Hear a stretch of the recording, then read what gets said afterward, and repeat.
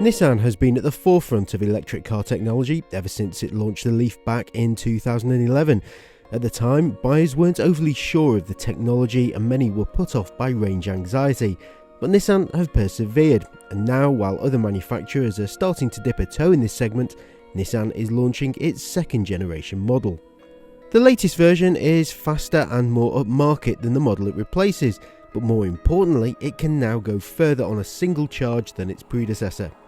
Nissan claims that if driven sensibly, it will return around 200 miles on a single charge. More real-world figures show this is closer to 150 miles, which is still pretty impressive.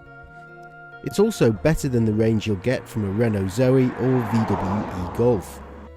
The Leaf is pretty comfortable to drive. It's not in the same class as the Golf, but it is better than other electric offerings out there. It's comfortable at cruising pace on the motorway, and if you want to push it hard on A-roads, you'll find the steering responsive and the throttle response impressive. One characteristic you will have to get used to though is the throttle. When you lift off the accelerator pedal, you feel the car start to slow down quickly. That's because it has regenerative braking that helps put energy used from the slowing down back into the battery. If you use the e-pedal function, this makes the regenerative braking so pronounced that you barely need to use the brake pedal at all. It's a bit strange to use at first, but it soon becomes second nature. While the Leaf is very much a family hatchback, the driving position is quite high up, a bit like you would find in an MPV. That means you have a good view out over the traffic ahead. What is frustrating is that the steering wheel only moves up and down, so getting that perfect seating position is a little harder. As you'd expect, the interior tech has evolved too, with all but entry-level Vizia models armed with a 7-inch touchscreen infotainment system, which is simple to use thanks to big icons. Now, while it is intuitive to use, the quality of the screen doesn't match the best in class.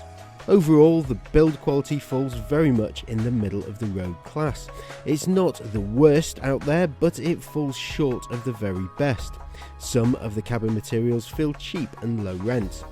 Space is good all round. In the front, despite those high seats we mentioned earlier, even taller drivers will be fine for headroom, and it's the same story in the back. The Leaf is better suited to 2 people in the back, just for shoulder room, so if you find yourself carrying 3 people in the back regularly, then the Golf would be a better bet. The boot is a good size and can be extended by folding down the rear seats, but it is an unusual shape, and there's a large lip that you'll have to heave heavy items over to load. There are a lot of reasons why the Leaf makes sense, the biggest being a financial one. It qualifies for the lowest band of benefit-in-kind tax, plus you'll be spending a lot less on fuel. Nissan claims that the running costs will be around 85% less than you'd find in a petrol or diesel car, with maintenance costing 75% less.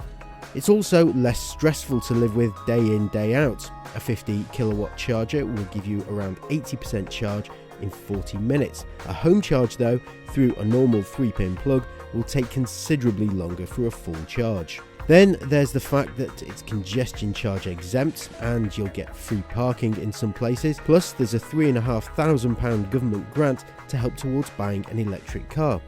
The Nissan Leaf really does look like an attractive proposition.